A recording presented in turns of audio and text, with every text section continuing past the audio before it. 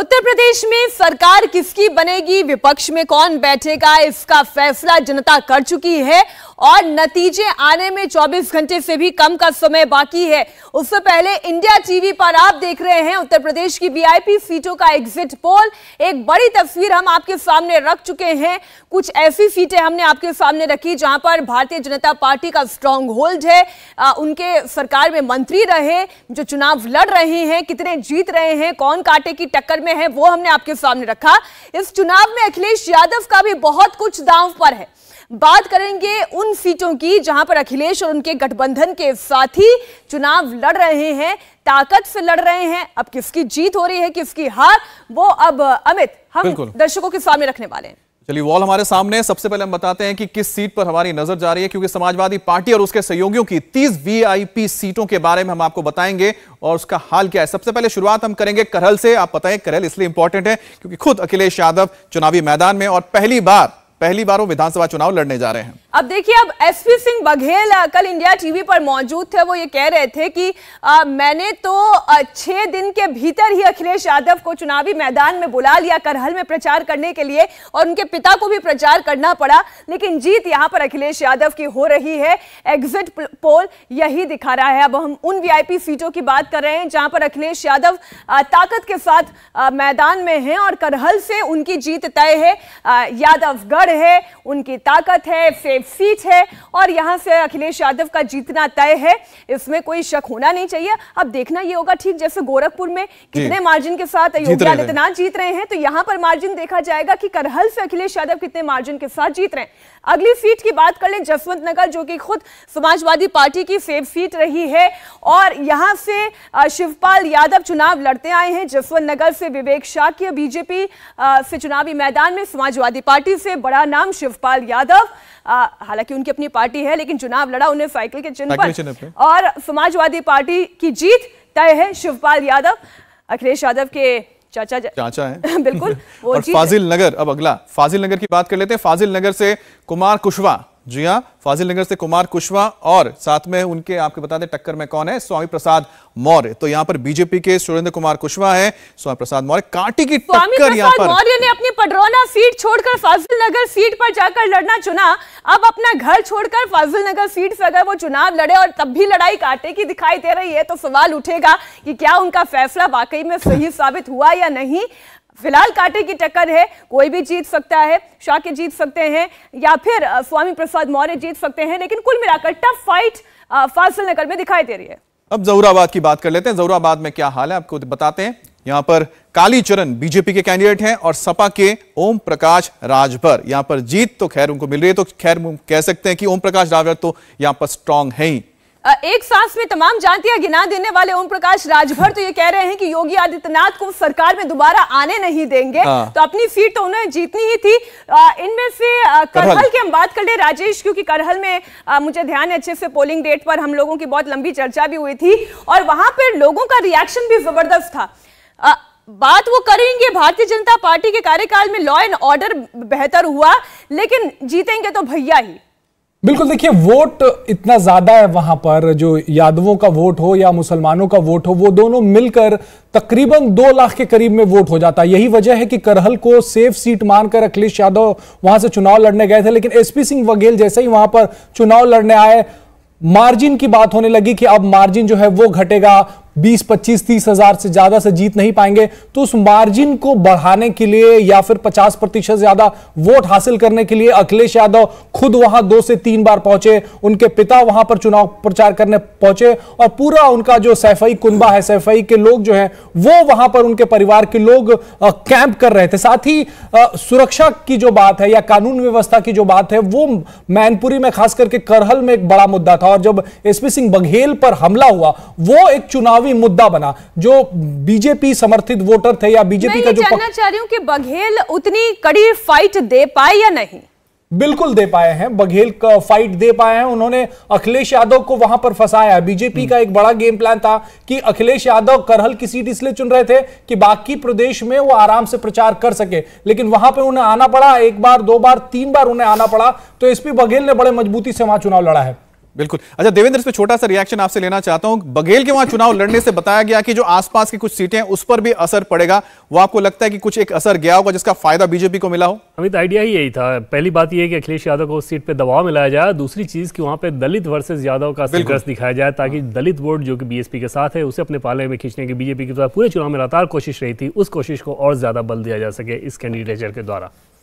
चलिए अब हम कुछ और सीटों की बात कर लेते हैं। हमने जसवंत नगर दिखाया, अब बात कर लेते हैं नकुड़ सीट की। नकुड़ में लड़ाई कैसी दिखाई दे रही है? यहाँ पर धर्म सिंह सैनी, जिन्होंने चुनाव से एन पहले पाला बदल लिया। धर्म सिंह सैनी जो कि खुद भारतीय जनता पार्टी में मंत्री थे। मैं तो खैर बहुत क्रूड बोलने जा रही थी, मलाई खा चुके थे सत्ता की। तो भारतीय जनता पार्टी की ओर से मुकेश चौधरी जो है वो चुनावी मैदान में है। धर्म सिंह सैनी समाजवादी पार्टी की ओर से।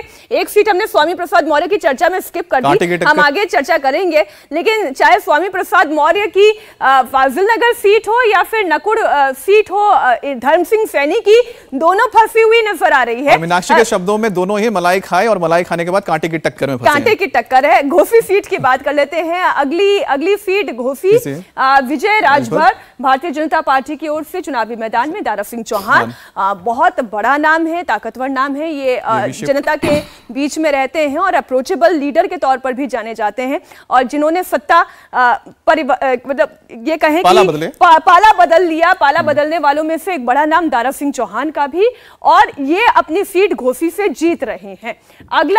अगली सीट रामपुर की सीट है, और क्योंकि एक ही नाम आता है यहाँ पर, हम तो कह सकते हैं आजम खान। जी हाँ, तो इसमें तो कोई शक नहीं। रामपुर में दो चीजें बड़ी फेमस है, एक तो रामपुरी चाकू और एक आजम खान। हालांकि उनको जिन्होंने टक्कर दी राकेश सक्सेना, बहुत केसेस इन्होंने की थी, बहुत सारे। आकाश सक्सेना ही वो नाम है जिन्होंने इतने केसेस एक के बाद एक, दूसरे तीसरे, हालांकि वो आरोप लगता रहा कि विंडिक्टिव है, पॉलिटिकल आरोप है। समाजवादी पार्टी के नेता आजम खान यहाँ पर अपनी जीत दर्ज कर रहे हैं। उतना इंपॉर्टेंट है स्वार, क्योंकि आजम खान और उनके बेटे, उनकी फैमिली, और यहाँ पर सामने हैदर अली जो कि कह सकते हैं कि बीजेपी प्लस यानी कि अपना दल के कैंडिडेट हैं, और वहाँ के नवाब के जो खानदान है उन्हीं के चश्मो चिराग जो अब्दुल्ला आजम खां के जो बेटे हैं उनको टक्कर दे रहे हैं। यहाँ पर भी जो जीत बहुत ही प्रत्याशित लग रही है। दोनों ही ऐसी सीटें हैं, रामपुर भी और स्वार भी, जो समाजवादी पार्टी के लिए बहुत ही सेफ सीट है। यहाँ पर हमारी सहयोगी गौनिका जो है लगातार दौरा करती रही, लोगों से बात करती रही। गौनिका, आप ये बताएं, क्या टफ फाइट मिली या फिर ये एक इजी केक वॉक था आजम खान के लिए भी, उनके बेटे अब्दुल्ला आजम के लिए भी? स्वार की हम बात करें, क्योंकि एक सिंपैथेटिक वोट भी उनके साथ जाता है। देखिए, बिल्कुल टफ फाइट तो दी है, लेकिन अगर बात करें कि जीत की तरफ आकाश सक्सेना बढ़ते हुए दिख रहे हैं, तो वो थोड़ा मुश्किल लग रहा है, क्योंकि वहां पर ग्राउंड पर आजम खान का नाम बहुत ज्यादा चल रहा है। आजम खान एक बड़ी शख्सियत भी है लोगों के लिए, और जाहिर तौर पर आकाश सक्सेना अभी उतनी कांटे की टक्कर नहीं दे पाए हैं, लेकिन चुनाव उन्होंने वहां पर जरूर अच्छा लड़ा है। मीनाक्षी, और स्वार की बात करें, हैदर अली खां कैसा लड़े स्वार सीट पर? गौनिका, स्वार पर हालांकि मैं नहीं जा पाई, शायद राकेश आपको बेहतर बता पाएंगे, क्योंकि रोहिलखंड आप गए हैं, तो रोहिलखंड पे आपको क्या हवा मिली? देखिए, आजम खान और उनके बेटे दोनों की सीट जो है वो शुरू से सेफ मानी जा रही थी और दोनों चुनाव निकाल लेंगे। हालांकि भारतीय जनता पार्टी की तरफ से आजमगढ़ रामपुर की सीट हो या फिर स्वार की सीट पर अपना दल के प्रत्याशी हो, दोनों चुनाव बेहतर लड़ा, लेकिन वोट, मैं बार बार यही कह रहा हूं कि वहां पर मुस्लिम वोट बैंक इतना ज्यादा है कि भारतीय जनता पार्टी के उम्मीदवार कोशिश तो पूरी कर रहे हैं, लेकिन जब तक वोट बटेगा नहीं, जब तक मुस्लिम वोट बटेगा नहीं, तब तक वहां से जीत पाना मुश्किल है, जो इस चुनाव में नहीं दिख रहा है। जितने वोटर से बात हुई, हालांकि मुस्लिम उम्मीदवार हैं, हैदर अली जो कि स्वार सीट पे हैं, हमजा मियां के नाम से उन्हें वहां पे जाना जाता है, नवाब के खानदान से हैं, लेकिन वो उस हिसाब से वो वोट अपनी तरफ खींचने में मुस्लिम वर्ग का वो कामयाब दिख नहीं रहे थे। यही वजह है कि स्वार से आजम खान के बेटे जीत जाएंगे। आजम खान की अगर हम बात करें, वो जेल में है और एक सिंपैथी फैक्टर भी है वहां पे, जो उनके वोटर्स हैं। शुरुआत में ऐड किया, एक सिंपैथेटिक वोट भी उनके साथ जा रहा है, और दूसरा मुस्लिम आबादी वाला इलाका है, उनके पास तो वोट आना ही है। लेकिन मैं फाजिल नगर और नकुड़, इन दो विधानसभा क्षेत्रों को लेकर अपनी दिलचस्पी रख रही थी कि स्वामी प्रसाद मौर्य पडरौना छोड़कर फाजिल नगर पहुंच गए, और वहां पर भी सीट अगर फंसी हुई नजर आए, इसे किस तरीके से देखें?